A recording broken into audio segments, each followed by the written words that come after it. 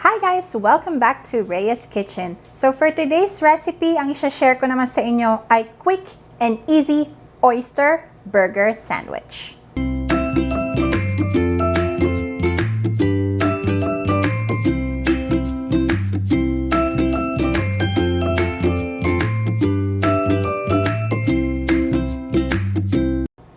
Yes guys, you heard it right. It's oyster. We are using oyster for our burger sandwich today.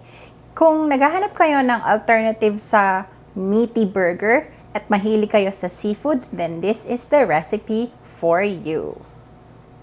So guys, the recipe that we need for our oyster burger sandwich are buttermilk, sriracha sauce, tapioca starch. You can also use cornstarch or all-purpose flour. And of course, oysters. And for our toppings, we need mayo, cheese, slice of cheese, and lettuce. And of course, yung ating bun for our burger. So let's get started. Okay guys, so for our marinade, yan na yung bowl natin. Maglalagay lang tayo ng buttermilk.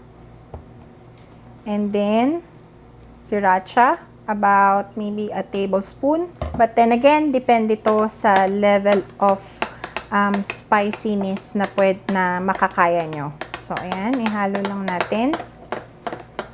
And then, lagay na natin ang ating oyster. Ayan. So, i-marinate nyo lang yung oyster if you have the time, maybe for 8 hours. Because the longer you marinate it, the better ang magiging lasa. Okay? So, after nito, ipa-fry natin siya and then ilalagay na natin siya sa ating bun. So guys, meron na akong na pre-marinade na oyster. So ayan yan. And then ito na yung ating tapioca starch. So kukunin lang natin yung ating oysters. And then i-dredge lang natin siya sa ating tapioca starch.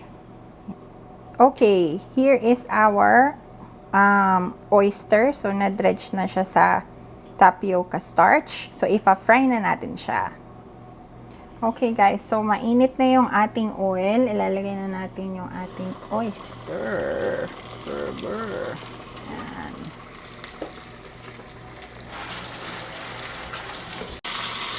So guys, intayin lang natin na mag golden brown siya bago natin siya iahon. Okay. So guys, ready na yung ating oyster. Ayan. Drain lang natin yung mantika. And then, ipi-plate na natin siya. Guys, ready na ang ating oyster burger.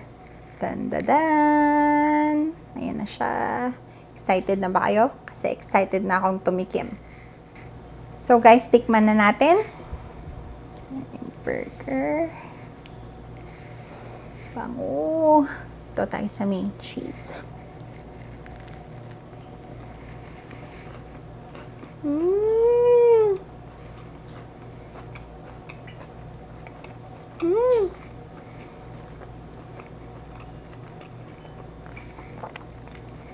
Sana matry nyo din siya at home very soon.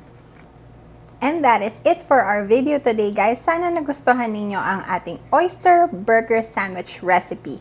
And as always, if you guys like this channel, please hit like and subscribe to my channel for more cooking videos. See you guys again. Bye!